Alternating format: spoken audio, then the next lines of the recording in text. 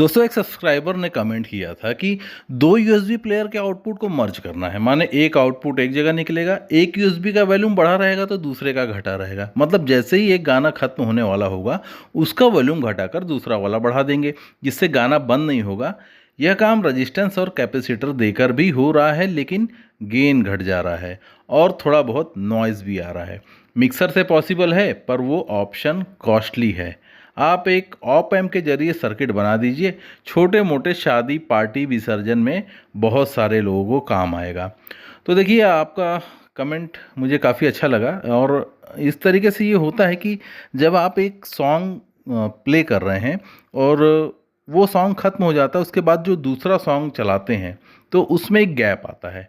तो इसको हम ये कह सकते हैं कि दो ऑडियो इनपुट जो सिलेक्शन करना है हमें, USB 1 और USB 2, यानी कि दोनों में अलग अलग सॉन्ग प्ले हो रहे हैं और हम एक कॉमन एम्पलीफायर है हमारे पास।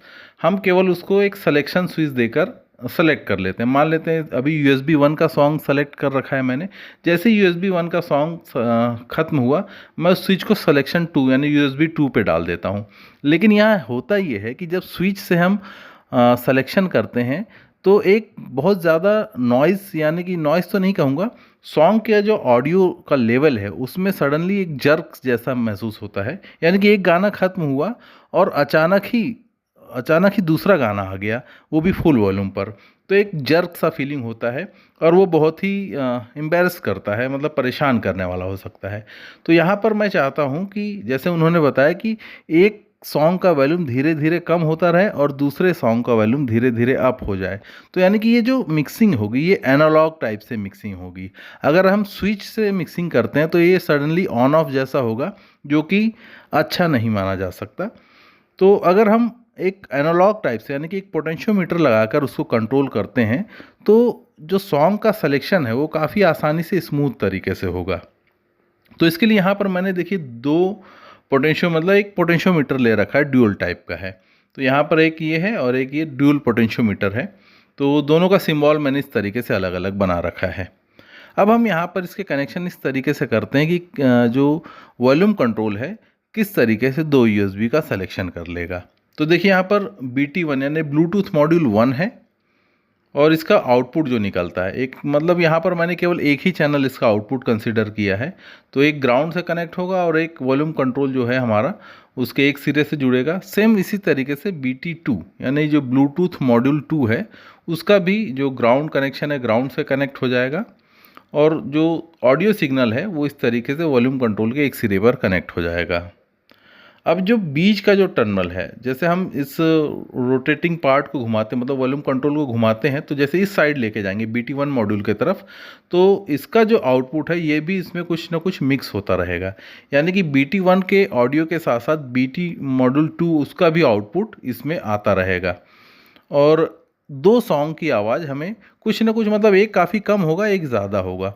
तो ऐसा होना चाहिए कि BT1 को अगर मैंने सेलेक्ट किया है तो ब्लूटूथ मॉड्यूल जो 2 है वो पूरी तरीके से बंद हो जाए। तो यहाँ पर कुछ जो पोटेंशियोमीटर का जो दूसरा पार्ट है उससे हमें कुछ चेंजेस करने होंगे। तो देखिए यहाँ पर मैंने एक जो सेंटर टर्मिनल है उस पोटेंशियोमीटर का, उससे मैंने ग्राउंड कर दिया है। अब यहाँ पर हम जो पोटेंशियोमीटर को इस तरीके से कनेक्शन करेंगे कि अगर हम BT1 सेलेक्ट करते हैं तो BT2 जो है वो म्यूट हो जाए। तो उसके लिए यहाँ पर मैं कनेक्शन किस तरीके से कर रहा हूँ आप देख लीजिए, क्रॉस कनेक्शन होंगे।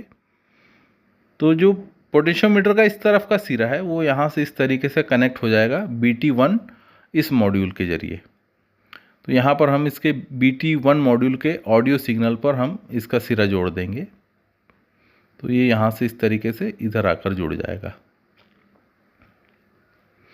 अब सेम जो पोटेंशियोमीटर का दूसरा सिरा है, जो लास्ट टर्मिनल है, ये वाला टर्मिनल, तो इसे हम BT मॉड्यूल 2 के साथ जोड़ देंगे।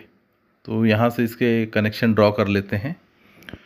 तो दोस्तों यहाँ पर ये BT मॉड्यूल 2 से मैंने इसे जोड़ दिया है। अब ये काम किस तरीके से करेगा आप देखते हैं। तो यहाँ पर ये इस तरीके से जुड़ा हुआ है।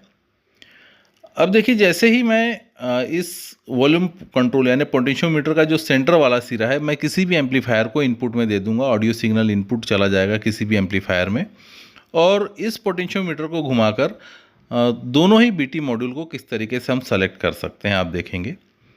तो मान लीजिए दोनों ही बीटी मॉड्यूल में सॉन्ग प्ले हो रहा है और जैसे ही मैं इस पोटेंशियोमीटर को घुमाता हूँ किसी भी तरफ, तो मान लेते हैं इस तरीके से घुमा रहा हूँ कि ये जो है सेंटर वाला पोर्शन जो है इस पोटेंशियोमीटर का, ये एक साइड यानी कि BT1 मॉड्यूल साइड कनेक्ट हो रहा है घुमाने पर। तो जैसे ही मैं इसको घुमाकर इस तरफ लाऊंगा तो हमारा जो BT1 मॉड्यूल है उसका पूरा फुल ऑडियो एम्पलीफायर में जाने लगेगा। लेकिन साथ साथ BT2 यानी ब्लूटूथ मॉड्यूल 2 है वो म्यूट होने लगेगा। वो देखिए किस तरीके से, तो ये भी रोटेट होगा बैक साइड में, क्योंकि एक ही पोटेंशियोमीटर है डबल वाला। तो देखिए ग्राउंड कनेक्शन इस तरीके से इसको जो BT मॉड्यूल 2 है उसके ऑडियो सिग्नल को ग्राउंड करेगा। तो अगर मैं BT1 मॉड्यूल को वॉल्यूम कंट्रोल घुमाकर सेलेक्ट करता हूँ तो अब देखिए यहाँ पर अगर मैं इसको उल्टा करता हूँ यानी कि इस तरफ लेके आता हूँ, BT मॉड्यूल 2 के तरफ लेके आता हूँ, तो ये BT मॉड्यूल 2 का ऑडियो सिग्नल एम्पलीफायर में भेजने लगेगा। लेकिन उसी वक्त इसी के साथ साथ ये जो सेंटर पिन है जो ग्राउंड है वो BT1 मॉड्यूल यानी ये देखिए BT1 मॉड्यूल का जो ऑडियो सिग्नल है उसे ग्राउंड कर देगा। यानी कि BT1 मॉड्यूल का जो पूरा फुल ऑडियो जो है वो पूरा ग्राउंड हो जाएगा, यानी कि एम्पलीफायर में ओनली वन यानी कि BT मॉड्यूल 2 का ही आउटपुट जाएगा। तो ये अरेंजमेंट मोनो अरेंजमेंट है, यानी कि केवल एक चैनल के लिए मैं दिखाया हूँ। जैसे BT1 मॉड्यूल का लेफ़्ट चैनल और BT2 मॉड्यूल का भी लेफ़्ट चैनल लिया है। अगर आपको स्टीरियो करना है तो ऐसा ही अरेंजमेंट आपको 2 चैनल के लिए करना होगा।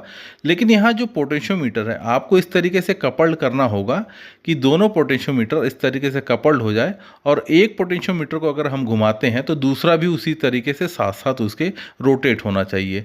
तो ऐसा ही अरेंजमेंट दूसरे पोटेंशियोमीटर के साथ हो जाएगा जो पहले पोटेंशियोमीटर के साथ में है। तो इस तरीके से ये स्टीरियो के लिए काम करने लग जाएगा। अब इसके बाद उन्होंने कहा था, जैसे सब्सक्राइबर जो थे उन्होंने कमेंट किया था कि भाई इसमें एक ऑप एम्प भी होना चाहिए। तो इसमें ऑप एम्प भी लगाया जा सकता है, लेकिन इतना कर लेने पर अगर ये आउटपुट जो है आप किसी ऑडियो मिक्सर में, नॉर्मल ऑडियो मिक्सर में भी दे देते हैं तो भी आपका काम हो जाएगा। लेकिन अगर ऑप एम्प की बात है तो यहाँ पर PCB डिज़ाइन का काम आ जाता है।